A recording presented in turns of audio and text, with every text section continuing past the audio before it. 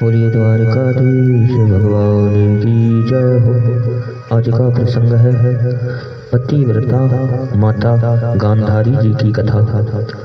जिस संसार को मेरे पति नहीं देख सकते, उस संसार को मैं भी आज से नहीं देखूंगी और अपने नेत्रों पर पट्टी बांध ली। ऐसी प्रतिज्ञा करने वाली महान पतिव्रता माँ गांधारी की गाथा सुनाने जा रहे हैं। आशा करते हैं आप इसे अवश्य ही पसंद करेंगे।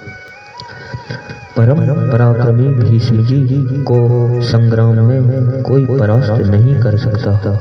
उनकी मांग का अनादर करके भी कोई लाभ नहीं। इससे क्रोधित होकर वे बलपूर्वक कन्या को ले जाएंगे तो हमारा अपमान ही होगा। कुरुकुल अत्यंत श्रेष्ठ है, वह चक्रवर्ती राजाओं का वंश है। धृतराष्ट्र यद्यपि अंधे हैं परंतु बलवान हैं और धार्मिक हैं। मंत्रियों ने महाराज सुबल को समझाया।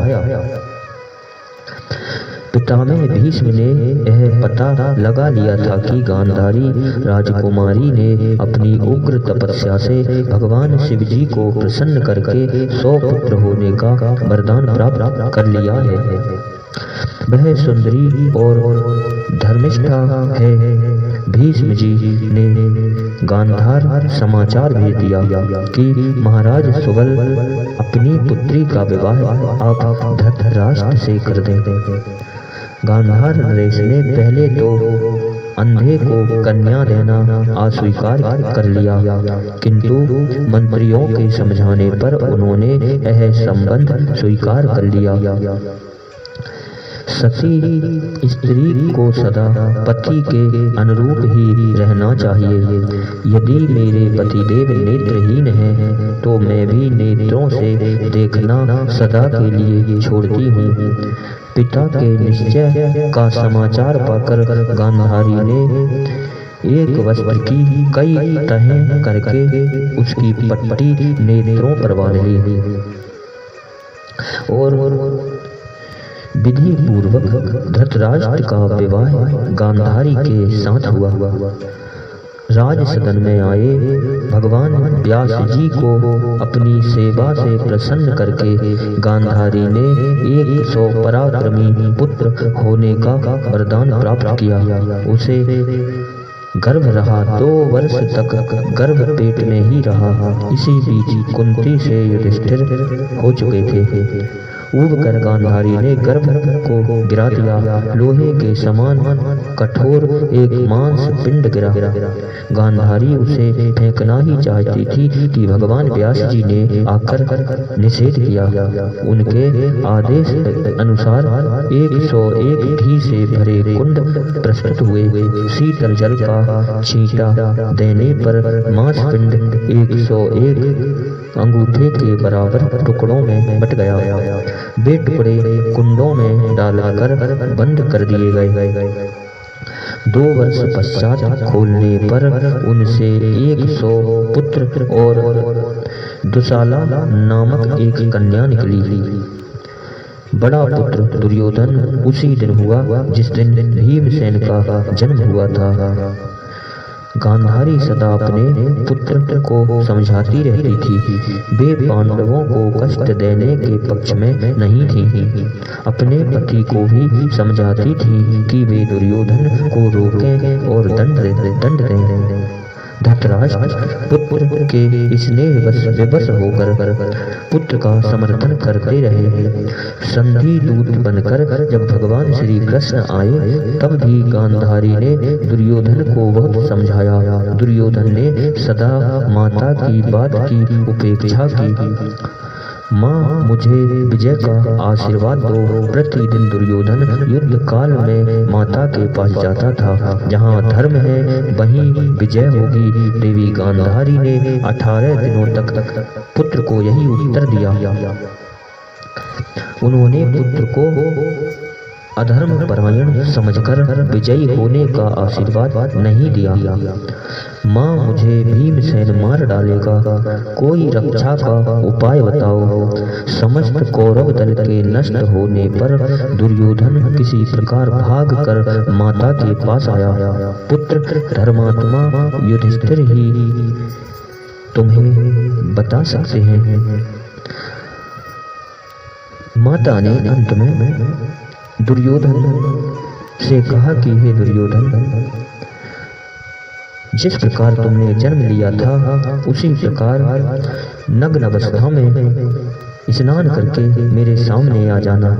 मैं अपने नेत्र की पट्टी खोल दूंगी, जिससे तुम्हारा सर्वांग वज्र का हो जाएगा।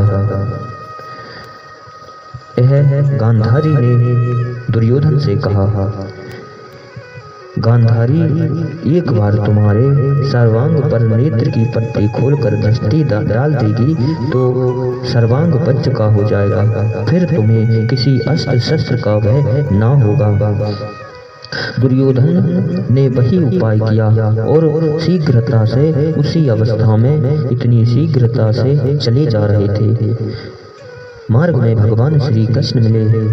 भगवान श्री कृष्ण ने पूछा कि दुर्योधन इतनी शीघ्रता से कहाँ जा रहे हो? इस समय आप मुझे क्षमा करें। दुर्योधन ने उत्साह में आकर सब बातें बता दी। वह सोच रहा था कि सर्वांग वज्र हो जाने पर वह पांडवों को परास्त कर देगा।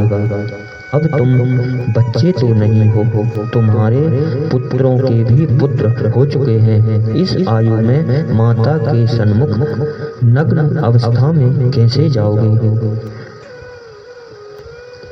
अपनी परम पवित्रा माता से जीवन में एक बार तुम पट्टी खोलने को कहकर यह शरीर दिखाओगे, तुम्हें लज्जा नहीं आएगी? लीलामय ने गंभीर होकर दुर्योधन से कहा। तब क्या विचार किया जाए? दुर्योधन को भी लगा कि श्री कृष्ण ठीक कह रहे हैं। माता के सन्मुख नग्न अवस्था में जाना उचित नहीं है। क्या किया जाए? भगवान श्री कृष्ण चले गए। दुर्योधन ने एक केले का पत्ता लपेटा और अपनी माता के सामने पहुंच गए। माँ ने कहा, बेटा पट्टी खोलो। दुर्योधन ने कहा, माँ मैं आ गया, आप पट्टी खोलो। गांधारी ने अपने नेत्रों की पट्टियां खोल कर देखा और कहा कि बेटा तुझे मार्ग में लौटते समय कौन मिला था? गांधारी ने पट्टियां खोलकर अपने पुत्र से पूछा।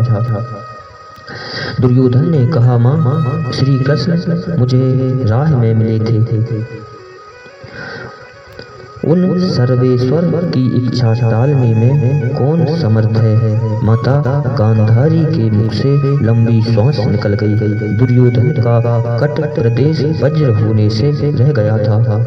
भीम ने गदाधान से उसी भाग को तोड़ा था। महाभारत का युद्ध समाप्त हुआ। समस्त कौरव मारे गए। 100 पुत्रों के वध से संतप्त गांधारी का पांडवों पर क्रोध स्वाभाविक था। भगवान श्री कृष्ण ने पहले जाकर समझाया कि देवी आप तपस्विनी हैं, आप पांडवों पर क्रोध ना करें। आपने सदा कहा है कि धर्म की ही विजय होती है। आज आपके ही वचन सत्य हुए हैं। आप अपने को शांत करें। गांधारी ने आश्वस्त होकर कहा कि केशव मेरे मन में अत्यंत व्यथा थी। मेरी बुद्धि विचलित हो गई थी और मैं पांडवों के अहित की बात सोच भी रही थी। अब मेरी बुद्धि स्थिर हो गई है। इन अंधे तथा वृद्ध राजा की अब पांडवों के साथ तुम ही गति हो। भगवान व्यास जी की आज्ञा से धर्मराज कुरुकुल की सभी स्त्रियों को लेकर युद्ध क्षेत्र गए। वहां पहुंचकर स्त्रियों ने अपने पतियों, पुत्रों तथा संबंधियों को मृत देखकर रोना प्रारंभ किया। दुखनी अबलाओं के आर्तनाद से व्याकुल होकर गांधारी ने भगवान श्री कृष्ण को पास बुलाया। वे अपनी पुत्र वधुओं तथा पुत्रों का नाम ले लेकर श्री कृष्ण भगवान को दिखाते हुए विलाप करने लगी। प्रत्येक पुत्र का स्मरण करती, उसके पराक्रम का वर्णन करती और रोती बिलखती उसकी स्त्री की ओर संकेत करती। वे शोक से बार बार मूर्छित हो रही थी। अत्यंत दीन भाव से क्रंदन करती हुई उन मृत सूरों का नाम लेकर श्री कृष्ण जी को बता रही थी। वर्णन करते करते गांधारी को क्रोध आ गया। उसने कहा, राजा युधिष्ठिर कहाँ हैं? युधिष्ठिर ने कहा, हे माँ, आपके पुत्रों का संहार करने वाला मैं क्रूर कर्मा युधिष्ठिर यहाँ खड़ा हूँ। पृथ्वी के समस्त राजाओं का नाश करने का मैं ही कारण हूँ। मैं शाप के योग्य हूँ। माता, मुझे शाप दो, मैंने ही ये संहार कराया है। अब मुझे राज्य, धन या जीवन का क्या करना है? यह कहकर रोते हुए धर्मराज गांधारी के पैरों में गिर गए। गांधारी की दृष्टि पट्टी में से उनके हाथ के नखों पर पड़ी। उस दृष्टि के पड़ते ही वे लाल लाल सुंदर नख काले हो गए। यह दशा देखकर भय के मारे अर्जुन खिसक कर भगवान श्री कृष्ण के पीछे हो गए। दूसरे भाई भी इधर उधर हटने लगे। पांडवों को इस प्रकार भयभीत देखकर उनकी रक्षा करने के लिए भक्तवत्सल भगवान श्री कृष्ण सामने आ गए। गांधारी के नेत्र लाल हो रहे थे, अंग क्रोध से कांप रहे थे। अंग क्रोध से कांप रहा था। उन्होंने कहा कि हे श्री कृष्ण, यह ठीक है कि कौरव और पांडव परस्पर की फूट से नष्ट हुए हैं, परंतु तुमने समर्थ होते हुए यह होने क्यों दिया? तुम्हारे पास अपरिमित सेना थी, तुम स्वयं समर्थ थे। समझाकर या बलपूर्वक तुम दोनों को रोक सकते थे। मेरे कुल का संहार तुम देखते रहे, तुमने इसकी उपेक्षा कर दी। इसका फल तुम भोगोगे। मैं जानती हूँ कि तुम सृष्टि, स्थिति, पालन समर्थ सर्वेश्वर हो, फिर भी अपने पतिव्रत के संचित पुण्य के प्रभाव से मैं तुम्हें शाप देती हूँ। आज से 36वें वर्ष तुम अपने कुल का संहार होते देखकर भी इसी प्रकार उपेक्षा कर रहे होंगे। तुम ही उसका नाश करोगे और स्वयं तुम भी साधारण कारण से अनाथ की भांति शरीर छोड़ोगे। जैसे आज कुरुकुल की स्त्रियां रो रही हैं, वैसे ही यदुकुल की स्त्रियां भी रोएंगी। भगवान श्री कृष्ण उपेक्षा से हंसे। उन्होंने सहज भाव से कहा, यह तो होने वाला ही था। वृषणी वंश का नाश देवी कोप से होगा और मैं उसका अनुमोदन करूंगा। मेरे सिवा उनका नाश करने में कोई समर्थ नहीं। देवता या असुर भी यदुवंश का संहार नहीं कर सकते। वह तो परस्पर की कलह से ही नष्ट होगा। यह निश्चित था और यही मेरी इच्छा है। गांधारी का शाप भगवान श्री कृष्ण ने स्वीकार किया और वहां से चल दिए। इस प्रकार महान पतिव्रता माता गांधारी का प्रसंग सुना। इन्हीं शब्दों के साथ बोलिए द्वारकाधीश भगवान की जय हो।